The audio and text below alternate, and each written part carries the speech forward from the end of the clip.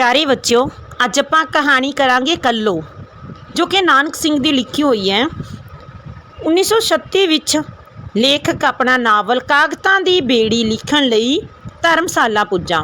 हथ जरा तंग होण करके ऐतकी उसने उत्थों दी रमणीक थां मैकलोडगंज दी किसी होटल दी थां एक गुमनाम जहे महल्ले विच अपने एक इकल्ले रहिंदे दोस्त दे घर जा डेरा लाया। पर इत्थे उस एक मुश्किल ये पई कि उत्थों दी मटियार जही सफाई सेवका कल्लो दो वेले महल्ले विच आउंदी ते जिन्ना चिर उत्थे रहिंदी उसदा किसे ना किसे नाल आडा लगा रहिंदा। ओह हर वेले सड़ी भुजी रहिंदी सी। ओह हद दर्जे दी ढीठ ते मूँह फट सी। लेखक नूं उसदा कला कलेश बहुत बुरा लगदा। ओह उस तों बहुत आवाज़ार सी, पर कोल इस मुसीबत तो उस कोल बचन का कोई तरीका नहीं सी, राह नहीं सी। अंत लाचार हो के लेखक ने अगली सवेर उतों अपना डेरा डंडा चुक के किसी होर थां जाण दा फैसला कर लिया। अंत अगले दिन भारी बारिश होने कारण वह उतों ना जा सकिया। कल्लो भी किधरे विखाई ना दिती ते घर बैठा वह लिखदा रहा। दोपहर वेले लेखक जदों आराम कुर्सी उत्ते बैठ के अपने दोस्त दे लिआंदे अंब चूप रहा सी तां कल्लो ने आके उसनूं बुरा भला बोलना शुरू कर दिता। ओह उसनूं कह रही सी कि उसनूं दिसदा नहीं, उसने किन्ना कूड़ा खिलार दिता है। कल्लो दी कड़क सुन के लेखक नूं ख्याल आया कि वह अंब चुप के गिड़कां ते सिलना बेपरवाही नाल सुट रहा सी। उसने एकदम उठ के गिटकां ते सिलना इकट्ठियां करदियां कहा, बड़ी भुल हो गई बहन, माफ़ करना, परदेसी हूँ, ख्याल नहीं रहा। लेखक नूं डर सी कि कल्लो उसकी बुरी बात करेगी, परंतु ओह यह देख के हैरान रह गया कि ओह मूँहों एक शब्द भी ना बोली ते लेखक नूं कहन लगी कि वह सफाई ना करे, सगों वह आप कर देवेगी। इस पिछों ओह यह जिहड़ा सब कुछ हूंज के वह सफाई करके चली गई। अगले दिन जदों कल्लो आई तो उसने सब तो पहला लेखक दे घर दा अग्गा साफ किया ते नाली दा गंद भी कढ़ दिता। इधरों बेली हो के उसने लेखक नूं दादा कह के अंदरले कूड़े नूं बाहर सुट्टण बारे पुछया। लेखक नूं उसदे मूँहों दादा शब्द सुन के जरा औख होई, पर उस दिन जिहड़े सी कल्लो ने किसी महल्ले वाली नाल आडा ना लाया। कुछ देर मगरों लेखक ने उसनूं अपने बूहे की कंध कोल खड़ी देखिया। लेखक ने समझिया कि शायद वह काम की मजदूरी लैण आई है। उसने अपनी जेब विचों एक आना कढ़ के उस वाल सुट्टिया, पर उसने ना चुक्या।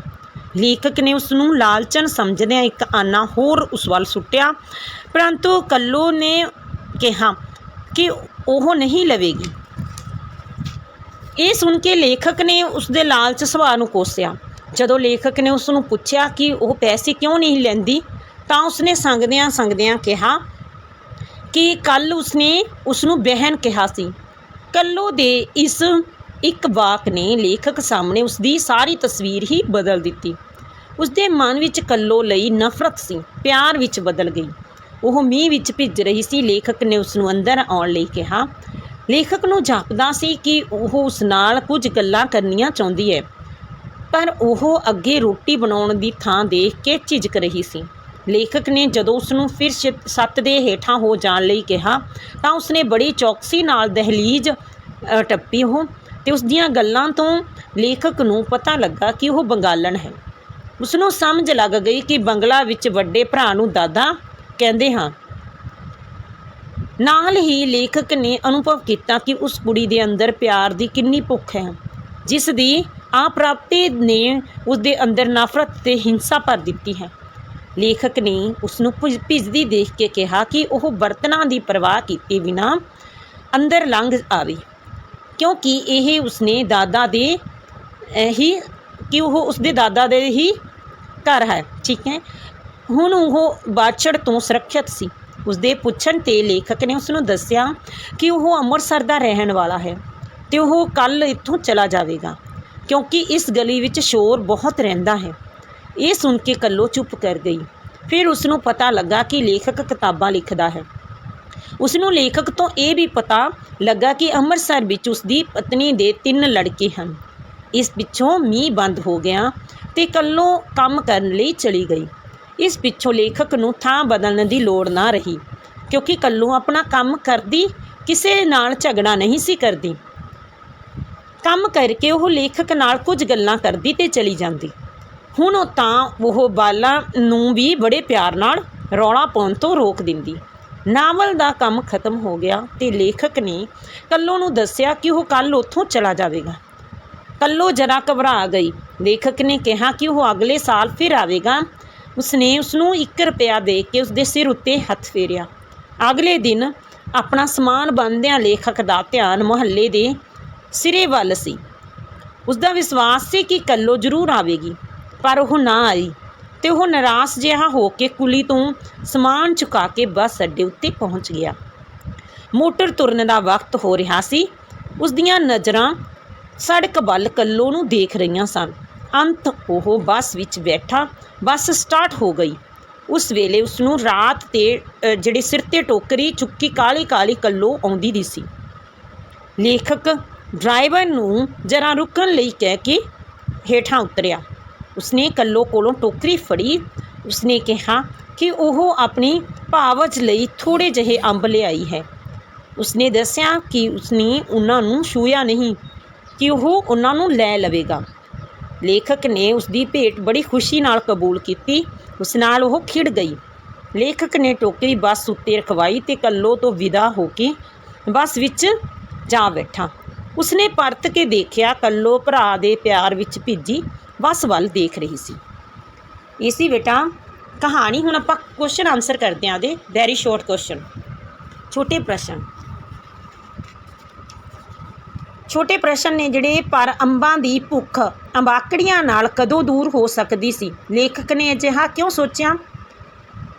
ਲੇਖਕ ਨੇ ਅਜਿਹਾ ਇਸ ਕਰਕੇ ਸੋਚਿਆ ਕਿਉਂਕਿ ਪਹਿਲਾਂ ਉਹ ਨਾਵਲ ਲਿਖਣ ਲਈ ਕਈ ਸਾਲਾਂ ਤੋਂ ਧਰਮਸ਼ਾਲਾ ਦੀ ਰਮਣੀਕ ਥਾਂ ਮੈਕਲੋਡਗੰਜ ਵਿੱਚ ਡੇਰਾ ਲਾਉਂਦਾ ਸੀ, ਪਰ ਐਤਕੀ ਜੇਬ ਇਜਾਜ਼ਤ ਨਾ ਦਿੰਦੀ ਹੋਣ ਕਰਕੇ ਉਸਨੇ ਮਨ ਮਾਰ ਕੇ ਨਾਵਲ ਘਰੇ ਬੈਠ ਕੇ ਹੀ ਲਿਖਣਾ ਸ਼ੁਰੂ ਕਰ ਦਿੱਤਾ। ਪਰ ਗੱਲ ਨਾ ਬਣੀ। ਉਸਦਾ ਦਿਲ ਧਰਮਸ਼ਾਲਾ ਜਾਣ ਲਈ ਹੀ ਕਾਹਲਾ ਸੀ, ਕਿਉਂਕਿ ਘਰ ਵਿੱਚ ਬੈਠ ਕੇ ਨਾਵਲ ਲਿਖਦਿਆਂ ਉਸਨੂੰ ਸਵਾਦ ਨਹੀਂ ਸੀ ਆਉਂਦਾ ਜੋ ਉੱਥੇ ਦੇ ਪਹਾੜਾਂ ਦੀ ਰਮਣੀਕ ਗੋਦੀ ਵਿੱਚ ਬਹਿ ਕੇ ਆਉਂਦਾ ਸੀ। ਲੇਖਕ ਨੂੰ ਆਪਣਾ ਨਾਵਲ ਲਿਖਣ ਸਮੇਂ ਕਿਹੜੀਆਂ ਔਕੜਾਂ ਦਾ ਸਾਹਮਣਾ ਕਰਨਾ ਪਿਆ? ਲੇਖਕ ਨੂੰ ਆਪਣਾ ਨਾਵਲ ਲਿਖਣ ਸਮੇਂ ਉਸਦੀ ਜੇਬ ਸੀ, ਜਿਹੜੀ ਜੇਬ ਵਿੱਚ ਪੈਸੇ ਘੱਟ ਹੋਣ ਕਰਕੇ ਧਰਮਸ਼ਾਲਾ ਵਿੱਚ ਆਪਣੀ ਮਨਪਸੰਦ ਥਾਂ 'ਤੇ ਉਹ ਮੈਕਲੋਡਗੰਜ ਦੀ ਕਿਸੇ ਹੋਟਲ ਵਿੱਚ ਜਾ ਕੇ ਰਹਿਣ ਦੀ ਥਾਂ ਕਿਸੇ ਗੁੰਮਨਾਮ ਜਿਹੇ ਮੁਹੱਲੇ ਵਿੱਚ ਆਪਣੇ ਦੋਸਤ ਦੇ ਘਰ ਡੇਰਾ ਲਾਉਣਾ ਪਿਆ ਉਹਨੂੰ। ਅਤੇ ਉਸਨੂੰ ਦੂਜੀ ਔਕੜ ਇਹ ਆਈ ਕਿ ਉੱਥੇ ਮੁਹੱਲੇ ਵਿੱਚ ਜਿਹੜੀ ਸਫਾਈ ਸੇਵਕਾ ਸੀ ਕੱਲੋ, ਉਹ ਬੜੀ ਗੁੱਸੇਖੋਰ ਸੀ ਅਤੇ ਉਹ ਗਲੀ ਵਿੱਚ ਕਿਸੇ ਨਾ ਕਿਸੇ ਨਾਲ ਆਡਾ ਲਾਈ ਰੱਖਦੀ ਸੀ। ਉਹ ਉਸਦੇ ਢੀਠਪਣੇ ਤੋਂ ਉਹਨੂੰ ਚਿੜ ਆਉਂਦੀ ਸੀ। ਠੀਕ ਹੈ, ਜਦੋਂ ਤੱਕ ਉਹ ਉਸਨੂੰ ਕਿਸੇ ਦੀਆਂ ਜਵਾਬ ਦਾ ਨਾ ਸੁਣਾ ਦਿੰਦੀ ਸੀ, ਉਸਨੂੰ ਚੈਨ ਨਹੀਂ ਸੀ ਪੈਂਦੀ। ਇਸ ਤਰ੍ਹਾਂ ਰੌਲੇ ਵਿੱਚ ਲੇਖਕ ਦੇ ਲਿਖਣ ਦਾ ਕੰਮ ਸੀ ਜਿਹੜਾ ਬੜਾ ਵਿਘਨ ਪੈ ਰਿਹਾ ਸੀ। ਅਗਲਾ ਹੈਗਾ ਕੁਐਸਚਨ ਤੀਜਾ। ਬੜੀ ਭੂਲ ਹੋਈ ਬਹਿਨ, ਮਾफ़ ਕਰਨਾ, ਪਰਦੇਸੀ ਨੂੰ ਖਿਆਲ ਨਹੀਂ ਰਿਹਾ। ਲੇਖਕ ਨੇ ਇਹਨਾਂ ਸ਼ਬਦਾਂ ਦਾ ਕੱਲੋ ਦੇ ਵਿਹਾਰ ਉੱਤੇ ਕੀ ਅਸਰ ਪਿਆ? ਉਸਦੇ ਵਿਹਾਰ ਉੱਤੇ ਬਹੁਤ ਅਸਰ ਪਿਆ। ਜਿੱਥੇ ਉਹ ਅੰਬ ਚੁੱਕ ਕੇ ਗਿਟਕਾਂ ਤੇ ਛਿੱਲਣਾ ਬਾਹਰੋਂ ਸੁੱਟ ਰਹੇ ਲੇਖਕ ਨੂੰ ਕੜਕ ਕੇ ਪਈ। ਫਿਰ ਫਟਕਾਰ ਭਰੇ ਕੁੜਖਤ ਜਿਹੜੇ ਭਰੇ ਸ਼ਬਦ ਸੀ ਉਹ ਉਹਨੂੰ ਬੋਲੇ ਤਾਂ ਸਰਦਾਰ ਤੁਮੇ ਦਿਖਾਈ ਨਹੀਂ ਦੇਤਾ, ਤਮਾਮ ਕਚਰਾ ਵਿਖੇਰ ਦਿਆ ਤੁਮਨੇ। ਉੱਥੇ ਜਦੋਂ ਲੇਖਕ ਨੇ ਉਸਨੂੰ ਬਹਿਨ ਕਹਿੰਦਿਆਂ ਉਪਰੋਕਤ ਸ਼ਬਦ ਕਹੇ ਤਾਂ ਕੱਲੋ ਦੇ ਵਿਹਾਰ ਵਿੱਚ ਇੱਕਦਮ ਤਬਦੀਲੀ ਆ ਗਈ। ਉਹ ਲੇਖਕ ਦੇ ਮਨੁੱਖੀ ਪਿਆਰ ਨਾਲ ਭਰੇ ਸ਼ਬਦਾਂ ਨਾਲ ਇੱਕਦਮ ਪਿਘਲ ਗਈ ਅਤੇ ਉਸ ਜਿਹੜੀਆਂ ਗਿਟਕਾਂ ਦੇ ਸਿੱਲੜ ਸੀ ਉਹ ਇਕੱਠੇ ਕਰ ਦਿੱਤੇ ਅਤੇ ਉਸਦੇ ਘਰ ਦਾ ਬੂਹਾ ਵੀ ਸਵਾਰ ਦਿੱਤਾ। ਅਗਲੇ ਦਿਨ ਉਸਨੇ ਸਭ ਤੋਂ ਪਹਿਲਾਂ ਲੇਖਕ ਦਾ ਘਰ ਦਾ ਅੱਗਾ ਸੀ ਜਿਹੜਾ ਉਹ ਸਾਫ਼ ਕੀਤਾ। ਨਾਲੀ ਦਾ ਗੰਦ ਵੀ ਖੁਰਚ ਕੇ ਕੱਢ ਦਿੱਤਾ। ਇਸ ਤਰ੍ਹਾਂ ਲੇਖਕ ਦੇ ਮਨੁੱਖੀ ਪਿਆਰ ਨਾਲ ਭਰੇ ਇਹਨਾਂ ਸ਼ਬਦਾਂ ਨੇ ਕੱਲੋ ਦਾ ਰਵੱਈਆ ਜਿਹੜਾ ਉਹ ਸੁਭਾਅ ਬਦਲ ਦਿੱਤਾ। ਲੇਖਕ ਦੇ ਸੰਪਰਕ ਵਿੱਚ ਆਉਣ ਤੋਂ ਪਹਿਲਾਂ ਕੱਲੋ ਦਾ ਸੁਭਾਅ ਕਿਹੋ ਜਿਹਾ ਸੀ? ਲੇਖਕ ਦੇ ਸੰਪਰਕ ਵਿੱਚ ਆਉਣ ਤੋਂ ਪਹਿਲਾਂ ਕੱਲੋ ਦਾ ਸੁਭਾਅ ਬਹੁਤ ਰੁੱਖਾ ਸੀ। ਉਹ ਹਰ ਇੱਕ ਮੁਹੱਲੇ ਦੇ ਕਿਸੇ ਨਾ ਕਿਸੇ ਨਾਲ ਆਡਾ ਲਾਈ ਰੱਖਦੀ ਸੀ, ਸੜੀ ਭੁੱਜੀ ਰਹਿੰਦੀ ਸੀ ਅਤੇ ਉਹ ਇਸ ਤਰ੍ਹਾਂ ਬੋਲਦੀ ਸੀ ਜਿਵੇਂ ਕਿਸੇ ਨੂੰ ਕੱਚੇ ਖਾ ਜਾਵੇ। ਝਾੜੂ ਦੀਆਂ ਤੀਲੀਆਂ ਜ਼ਮੀਨ 'ਤੇ ਘਸਿਰਦੀ ਅਤੇ ਲੋਕਾਂ ਨੂੰ ਬੁਰਾ ਭਲਾ ਬੋਲਦੀ। ਗਲੀ ਦੀਆਂ ਜਨਾਨੀਆਂ ਵੀ ਬਦਲੇ ਵਿੱਚ ਜਵਾਬੀ ਹਮਲੇ ਕਰਦੀਆਂ ਅਤੇ ਉਸ ਲਈ ਹੱਡ ਹਰਾਮ, ਔਤਰੀ ਅਤੇ ਰੰਡੀ ਆਦਿ ਸ਼ਬਦ ਵਰਤਦੀਆਂ। ਕੋਈ ਕਿੰਨਾ ਚਿਰ ਬੋਲੇ ਚਲਾਵੇ ਉਸਦੇ ਮੱਥੇ ਉੱਤੇ ਤਿਉੜੀਆਂ ਰਹਿੰਦੀਆਂ ਸੀ। ਉਹ ਕਿਸੇ ਦੀ ਪਰਵਾਹ ਨਾ ਕਰਦੀ। ਉਸਨੇ ਕਿਸੇ ਦਾ ਆਖਾ ਨਾ ਮੰਨਣ ਦੀ ਸਹੁੰ ਖਾਧੀ ਹੋਈ ਸੀ। ਠੀਕ ਹੈ, ਉਹ ਆਪਣੀ ਮਰਜ਼ੀ ਹੀ ਕਰਦੀ ਸੀ। ਲੇਖਕ ਨੂੰ ਕੱਲੋ ਲਾਲਚੀ ਕਿਉਂ ਜਾਪੀ? ਲੇਖਕ ਨੂੰ ਕੱਲੋ ਇਸ ਲਈ ਲਾਲਚੀ ਜਾਪੀ ਕਿਉਂਕਿ ਜਦੋਂ ਉਸਨੇ ਮਜ਼ਦੂਰੀ ਲੈਣ ਲਈ ਖੜੀ ਸਮਝ ਕੇ ਉਸਨੂੰ ਇੱਕ ਆਨਾ ਸੁੱਟਿਆ ਤਾਂ ਉਸਨੇ ਨਾ ਚੁੱਕਿਆ, ਤਾਂ ਫਿਰ ਉਸਨੇ ਦੂਸਰਾ ਆਨਾ ਸੁੱਟ ਦਿੱਤਾ ਹੋਰ। ਉਹ ਜਦੋਂ ਉਸਨੇ ਉਹ ਵੀ ਨਾ ਚੁੱਕਿਆ ਤਾਂ ਲੇਖਕ ਨੇ ਉਸਨੂੰ ਲਾਲਚਨ ਸਮਝ ਲਿਆ। ਲੇਖਕ ਨੇ ਉਸ ਤੋਂ ਪਿੱਛਾ ਛੁਡਾਉਣ ਲਈ ਉਸ ਕੋਲ ਇੱਕ ਹੋਰ ਆਨਾ ਸੁੱਟ ਦਿੱਤਾ ਅਤੇ ਉਸਨੇ ਲੈਣ ਤੋਂ ਇਨਕਾਰ ਕਰ ਦਿੱਤਾ। ਇਹ ਦੇਖ ਕੇ ਲੇਖਕ ਨੂੰ ਯਕੀਨ ਹੋ ਗਿਆ ਕਿ ਉਹ ਪੱਕੀ ਲਾਲਚਨ ਹੈ, ਜਿਸ ਕਰਕੇ ਉਸਨੇ ਤੈਸ ਵਿੱਚ ਉਸਦੇ ਲਾਲਚੀ ਸੁਭਾਅ ਨੂੰ ਕੋਸਿਆ ਅਤੇ ਕਿਹਾ, ਅਰੇ ਤੋ ਕਿਆ ਹੁਆ, ਤੁਮੇ ਰੁਪਈਆ ਚਾਹੀਏ ਇਤਨੇ ਕੰਮ ਕੇ लिए। ਲੇਖਕ ਨਾਲ ਗੱਲ ਕਰਦੀ ਕੱਲੋ ਚੁੱਪ ਕਿਉਂ ਹੋ ਗਈ? ਲੇਖਕ ਨਾਲ ਗੱਲ ਕਰਦੀ ਕੱਲੋ ਇਸ ਕਰਕੇ ਚੁੱਪ ਹੋ ਗਈ ਕਿਉਂਕਿ ਉਸਨੇ ਦੇਖਿਆ ਕਿ ਬਾਹਰ ਮੀਂਹ ਵੀ ਬੰਦ ਹੋ ਚੁੱਕਾ ਸੀ ਅਤੇ ਮੁਹੱਲੇ ਦੇ ਵਿੱਚ ਉਸਦਾ ਕੰਮ ਵੀ ਬਹੁਤ ਪਿਆ ਸੀ। ਇਸ ਕਰਕੇ ਲੇਖਕ ਨਾਲ ਗੱਲ ਕਰਨੀ ਬੰਦ ਕਰਕੇ ਉਸਨੇ ਆਪਣਾ ਝਾੜੂ ਅਤੇ ਸਾਬਾ ਚੁੱਕਿਆ ਅਤੇ ਕੰਮ 'ਤੇ ਚਲੀ ਗਈ। ਅਗਲਾ ਪ੍ਰਸ਼ਨ ਹੈਗਾ, ਕੱਲੋ ਨੇ ਲੇਖਕ ਨੂੰ ਕਿਹੜੀ ਸੁਗਾਤ ਭੇਟ ਕੀਤੀ ਅਤੇ ਕਿਉਂ? ਕੱਲੋ ਨੇ ਲੇਖਕ ਨੂੰ ਅੰਬਾਂ ਦੀ ਟੋਕਰੀ ਸੁਗਾਤ ਵਜੋਂ ਭੇਟ ਕੀਤੀ। ਉਹ ਇਹ ਅੰਬ ਲੇਖਕ ਦੀ ਪਤਨੀ ਲਈ ਭੇਜਣੇ ਚਾਹੁੰਦੀ ਸੀ। ਹੁਣ ਅੱਗੇ ਵਸਤੂਨਿਸ਼ਟ ਪ੍ਰਸ਼ਨ ਉੱਤਰ। ਕੱਲੋ ਕਹਾਣੀ ਦਾ ਲੇਖਕ ਕੌਣ ਹੈ? ਨਾਨਕ ਸਿੰਘ। ਕੱਲੋ ਕਹਾਣੀ ਦੀ ਘਟਨਾ ਕਦੋਂ ਵਾਪਰੀ? 1936 ਵਿੱਚ। ਲੇਖਕ ਕਿਹੜਾ ਨਾਵਲ ਲਿਖਣ ਲਈ ਪਹਾੜ ਉੱਤੇ ਜਾਣਾ ਚਾਹੁੰਦਾ ਸੀ? ਕਾਗਤਾਂ ਦੀ ਬੇੜੀ। ਲੇਖਕ ਕਾਗਤਾਂ ਦੀ ਬੇੜੀ ਨਾਵਲ ਲਿਖਣ ਲਈ ਕਿੱਥੇ ਪਹੁੰਚਾ? ਧਰਮਸ਼ਾਲਾ। ਲੇਖਕ ਨਾਵਲ ਲਿਖਣ ਲਈ ਪਹਿਲਾਂ ਧਰਮਸ਼ਾਲਾ ਵਿੱਚ ਕਿਹੜੀ ਥਾਂ 'ਤੇ ਰਹਿੰਦਾ ਸੀ? ਮੈਕਲੋਡਗੰਜ। ਲੇਖਕ ਕੋਤਵਾਲੀ ਬਾਜ਼ਾਰ ਵਿੱਚ ਕਿਸ ਦੇ ਘਰ ਠਹਿਰਿਆ? ਇੱਕ ਰਾਮਗੜੀਏ ਦੋਸਤ ਦੇ ਘਰ। ਕੱਲੋ ਮੁਹੱਲੇ ਵਿੱਚ ਕੀ ਕੰਮ ਕਰਦੀ ਸੀ? ਸਫਾਈ। ਕੱਲੋ ਕਿਹੋ ਜਿਹੇ ਸੁਭਾਅ ਦੀ ਮਾਲਕ ਸੀ? ਸੜੇ ਭੁੱਜੇ ਸੁਭਾਅ ਦੀ। ਗਾਲਾਂ ਖਾਣੀਆਂ ਅਤੇ ਬੁੜਬੁੜ ਕਰਨਾ ਕਿਸ ਦਾ ਨਿਤਨੇਮ ਸੀ? ਕੱਲੋ ਦਾ। ਲੇਖਕ ਦੇ ਰਸਤੇ ਵਿੱਚ ਕੀ ਰੁਕਾਵਟ ਪੈਦਾ ਹੋਈ? ਕੱਲੋ ਦਾ ਕਲਾ ਕਲੇਸ਼। ਲੇਖਕ ਨੂੰ ਕੱਲੋ ਕਿਹੋ ਜਿਹੀ ਲੱਗਦੀ ਸੀ? ਮਨਹੂਸ। ਸ਼ਾਮ ਨੂੰ ਲੇਖਕ ਦਾ ਦੋਸਤ ਕੀ ਖਰੀਦ ਕੇ ਲਿਆਇਆ? ਅੰਬ।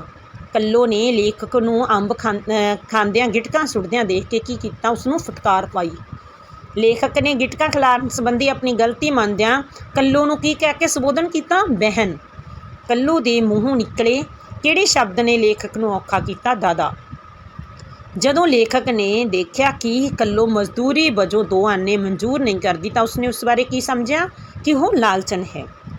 ਕੱਲੋ ਲੇਖਕ ਦੇ ਕੀ ਕਹਿ ਕੇ ਪੁਕਾਰ ਨਾ ਕਰਕੇ ਉਸਦੇ ਦਿੱਤੇ ਪੈਸੇ ਕਬੂਲ ਕਿਉਂ ਨਹੀਂ ਸੀ ਕਰ ਰਹੀ? ਬਹਿਨ ਕਹਿ ਕੇ ਪੁਕਾਰ ਨਾ ਦੇ। ਕੱਲੋ ਕਿੱਥੋਂ ਦੀ ਰਹਿਣ ਵਾਲੀ ਸੀ? ਬੰਗਾਲ ਦੀ। ਬੰਗਾਲੀ ਭਾਸ਼ਾ ਵਿੱਚ ਦਾਦਾ ਕਿਸ ਨੂੰ ਕਹਿੰਦੇ ਨੇ? ਭਰਾ ਨੂੰ। ਲੇਖਕ ਨੂੰ ਕੱਲੋ ਦੇ ਅੰਦਰ ਕਿਸ ਚੀਜ਼ ਦੀ ਭੁੱਖ ਮਹਿਸੂਸ ਹੋਈ? ਪਿਆਰ ਦੀ। ਲੇਖਕ ਅਨੁਸਾਰ ਕੱਲੋ ਦੇ ਸੁਭਾਅ ਵਿੱਚ ਨਫ਼ਰਤ ਅਤੇ ਹਿੰਸਾ ਕਿਉਂ ਭਰੀ ਹੋਈ ਸੀ? ਪਿਆਰ ਦੀ ਅਣਹੋਂਦ ਕਾਰਨ। ਲੇਖਕ ਅਨੁਸਾਰ ਕੱਲੋ ਲਈ ਪਿਆਰ ਦਾ ਦੂਜਾ ਨਾਂ ਕੀ ਸੀ? ਨਫ਼ਰਤ। ਲੇਖਕ ਨੂੰ ਕੱਲੋ ਦੇ ਸੀਨੇ ਵਿੱਚ ਕਿਹੋ ਜਿਹਾ ਦਿਲ ਮੌਜੂਦ ਜਾਪਿਆ? ਕੋਮਲ ਤੇ ਨਿੱਘਾ। ਲੇਖਕ ਨੇ ਕੱਲੋ ਨੂੰ ਆਪਣੇ ਲਿਖਣ ਵਿੱਚ ਆਉਂਦੀ ਕਿਹੜੀ ਮੁਸ਼ਕਿਲ ਬਾਰੇ ਦੱਸਿਆ? ਸ਼ੋਰ ਦਾ ਹੋਣਾ। ਲੇਖਕ ਦੇ ਪਰਿਵਾਰ ਵਿੱਚ ਕੌਣ ਕੌਣ ਸਨ? ਪਤਨੀ ਤੇ 3 ਲੜਕੇ। ਲੇਖਕ ਨਾਲ ਸੰਬੰਧ ਬਣਨ ਨਾਲ ਕੱਲੋ ਦੇ ਸੁਭਾਅ ਵਿੱਚ ਕੀ ਤਬਦੀਲੀ ਆਈ? ਉਹ ਬਹੁਤ ਸ਼ਾਂਤ ਸੁਭਾਅ ਰਹਿਣ ਲੱਗ ਪਈ। ਲੇਖਕ ਨੇ ਕੱਲੋ ਨੂੰ ਆਪਣੀ ਜਾਨ ਬਾਰੇ ਦੱਸਦਿਆਂ ਉਸਨੂੰ ਕੀ ਕਿਹਾ? 1 ਰੁਪਇਆ ਤੇ ਸਿਰ 'ਤੇ ਪਿਆਰ ਦਿੱਤਾ। ਘਰੋਂ ਤੁਰਨ ਲੱਗਾ ਲੇਖਕ ਕਿਸ ਦੀ ਉਡੀਕ ਕਰ ਰਿਹਾ ਸੀ? ਕੱਲੋ ਦੀ। ਕੱਲੋ ਬੱਸ ਅੱਡੇ ਉੱਤੇ ਲੇਖਕ ਲਈ ਕੀ ਸੁਗਾਤ ਲੈ ਕੇ ਆਈ? ਅੰਬਾਂ ਦੀ ਟੋਕਰੀ। ਕਹਾਣੀਕਾਰ ਜਾਂ ਕਥਾਵਾਚਕ ਕੱਲੋ ਕਿਸ ਕਹਾਣੀ ਦੇ ਪਾਤਰ ਹਨ? ਕੱਲੋ ਕਹਾਣੀ ਦੇ। ਲੇਖਕ ਨੇ ਕੱਲੋ ਨੂੰ ਜਾਣ ਤੋਂ ਪਹਿਲਾਂ ਕੀ ਦਿੱਤਾ? 1 ਰੁਪਇਆ ਤੇ ਪਿਆਰ। ਕੱਲੋ ਕਹਾਣੀ ਦੀ ਮੁੱਖ ਪਾਤਰ ਕੌਣ ਹੈ? ਕੱਲੋ। ਮੈਨੂੰ ਉਮੀਦ ਹੈ ਬੇਟਾ ਤੁਹਾਨੂੰ ਬਹੁਤ ਚੰਗੀ ਤਰ੍ਹਾਂ ਸਮਝ ਆਇਆ